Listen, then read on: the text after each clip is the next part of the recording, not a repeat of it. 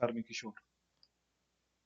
समय कधी कोणासाठी थांबत नाही. समयला एकदा तुम्ही बघा, समय संकट दूर करेल, असाच एक प्रसंग आठवत आहे.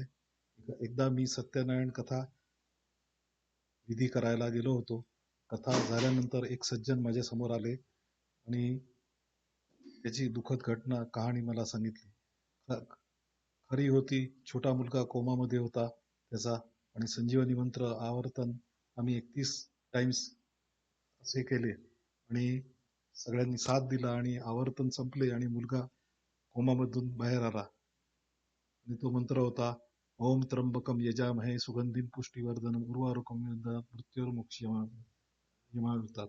जीवनात कधी अचानक घटना घडते, परंतु घटना घडणार याची सुरुवात आधीपासून झाली असते. आता विचार करा की तुम्हाला US ग्रीन कार्ड मिळणार शक्यता नव्हती, आणि जर मिळाले असे झाले की आपण अचानक झाले, परंतु कधीपासून पूर्वभूमिका तयार होत असते. उदाहरण,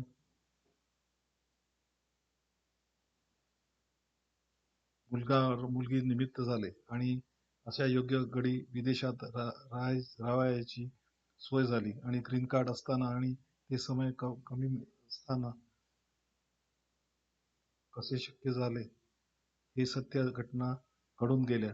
ते कोण आहे? तो मी किशोर आहे. Thank you very much.